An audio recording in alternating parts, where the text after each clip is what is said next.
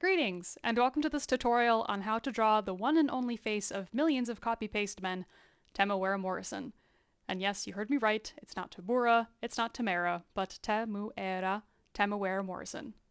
Disclaimer, this is not a guide on how to draw all Māori, or even a particular race of people. I am only showing you how to draw one individual. Morrison is Māori and does have physical features that reflect that, but I encourage you to go beyond this one example if you are interested in learning how to draw a particular group of people, because, let's be honest, most of our art books use white people's features as their standard template. By the way, I'm Charlie, I'm glad you showed up, and we're gonna make some art. In order to learn how to draw something or someone, you have to have references.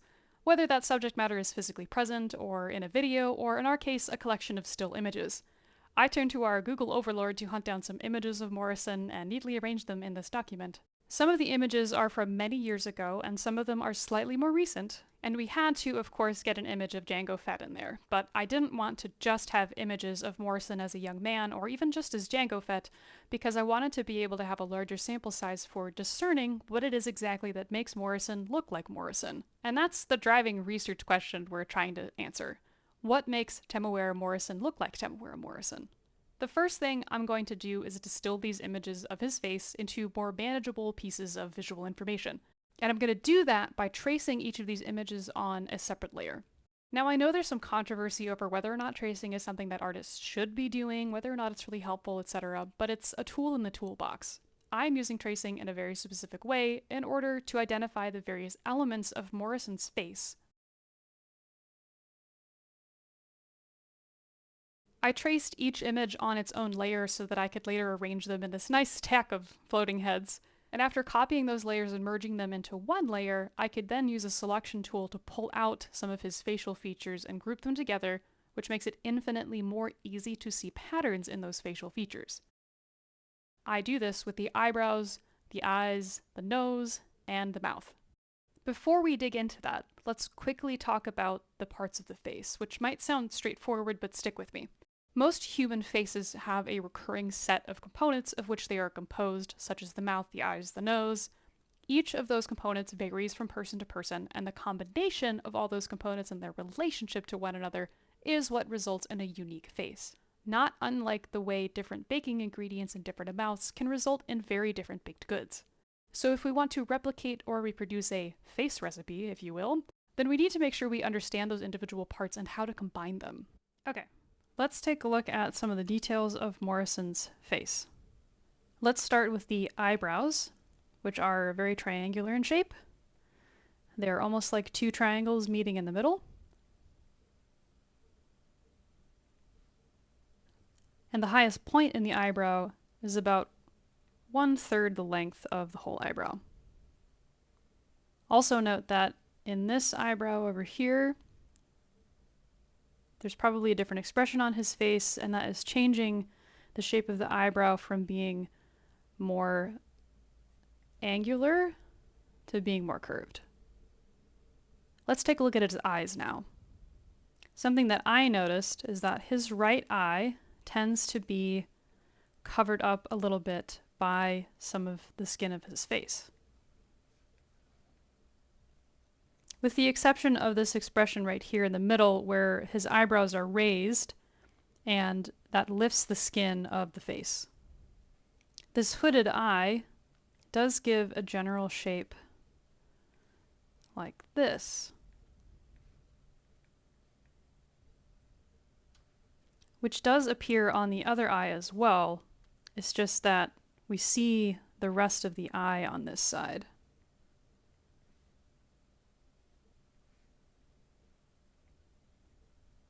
This shape is probably where the Clone Wars got their general eye shape for clones.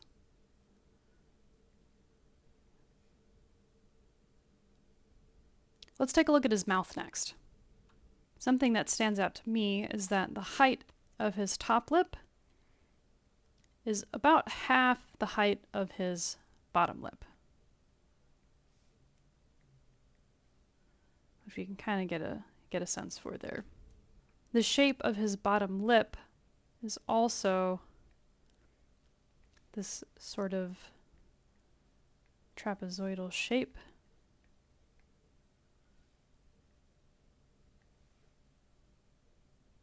And if we look even closer than that, we can see that there's kind of a little curve here, and then a curve in the opposite direction there.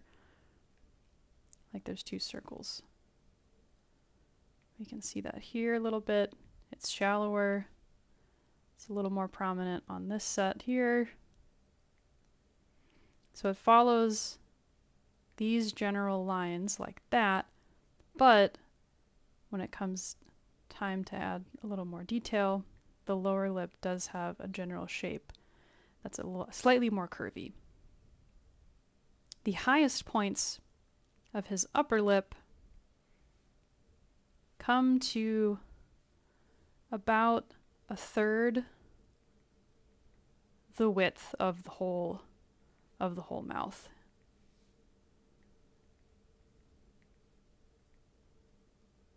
So what about his nose? The center of the nose here and then the end of the nose are almost the same width. They're very close. We can illustrate a little bit more clearly by adding some straight lines here. There is not much space between the width of the end of the nose and the rest of the nose.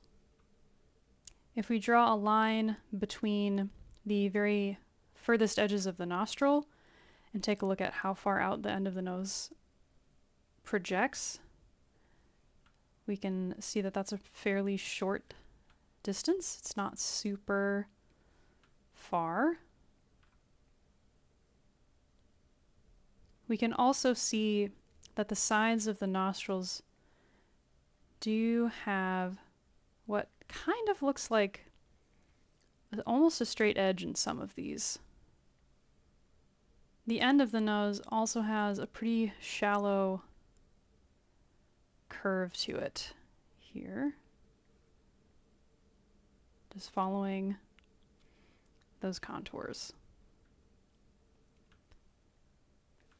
If we look at the entire width of the nose here, and we mark where the ends of the nostrils are, they are collectively almost 2/3 of the entire width, meaning that each nostril is about 1/3 the width.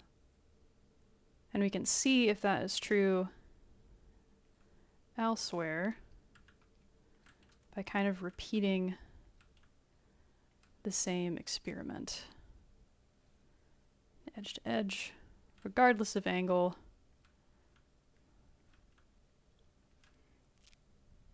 If we added those two lines together with that line,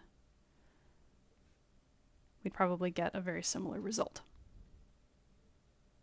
In the Clone Wars style, the way they've kind of chosen to represent the noses with something that is skinnier on the top and then slightly wider on the bottom, but Morrison's nose in real life does kind of have a round shape at the end. It is not very prominent, but it is there just a little bit.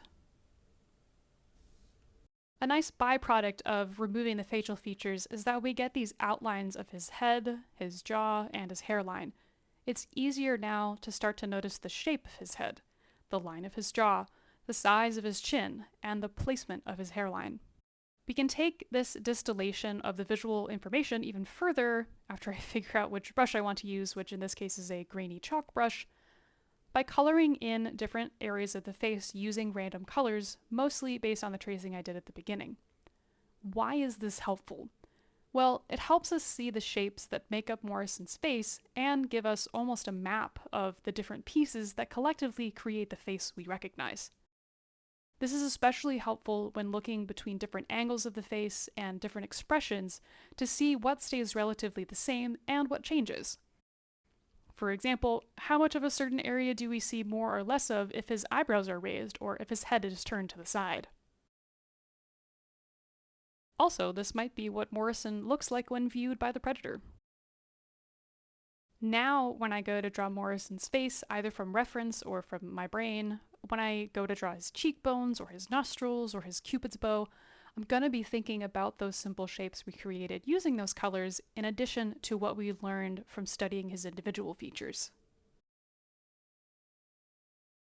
With the maps of Morrison's face complete, I make a copy and shrink them down before I slide everything over to make room on the right side of my canvas.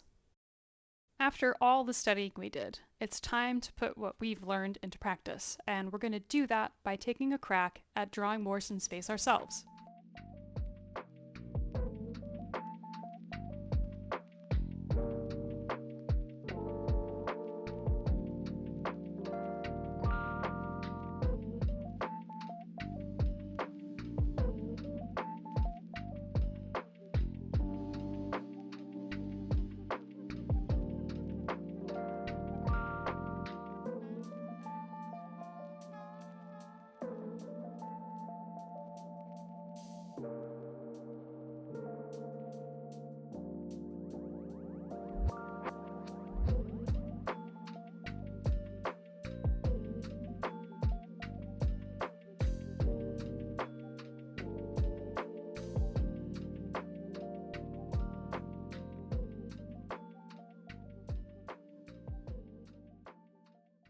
I pulled up some of the original reference material here for a second to compare to the drawing I just made and remind myself what he really looks like after only going off of the notes we made. Then I make some adjustments to fine-tune the drawing and make a few corrections. Since we're working with the entire face again instead of individual pieces, I take some time to check the relationship between Morrison's eyes, nose, and mouth by drawing lines from the edge of the nose and the mouth to the bottom edge of the eyes. Notice that the width of his nose lines up closely with the distance between his eyes, though it's a little wider than that.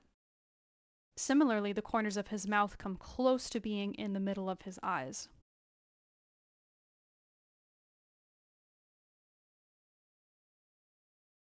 And we can perform the same check on our drawing, and we did pretty good.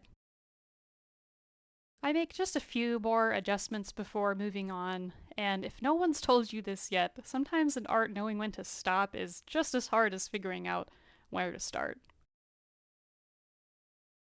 I clear some space on the canvas again to really test my mettle. Now all I have is the drawing I just made, the disembodied facial features, and my memory. And I decide to draw the head at an angle to take this repetition of the experiment to the limit.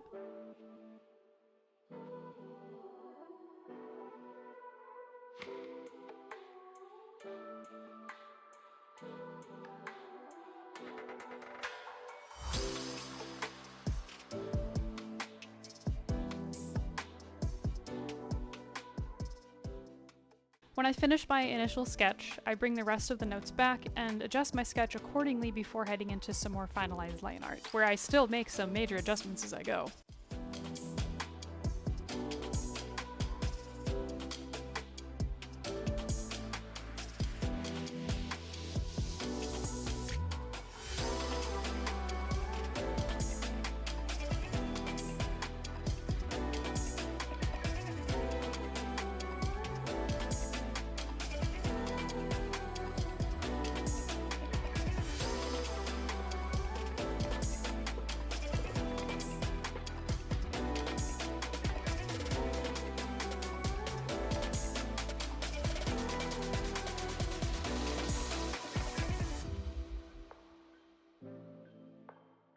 Remember that one example where Morrison's eyebrows were raised and how that changed his eyes?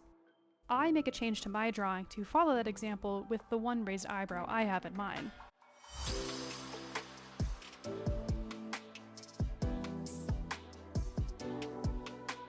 I also break up his hairline with a few lines to make his hair feel more integrated.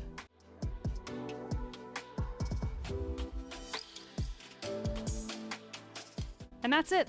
Not only did we learn at least one way of drawing Temuera Morrison, but we also explored quite a few tools and techniques that help us answer the question of what makes an individual look like that individual. Equipped with this knowledge, it is hopefully easier for you to draw Morrison, or a clone, or one of the Fetts than it was before.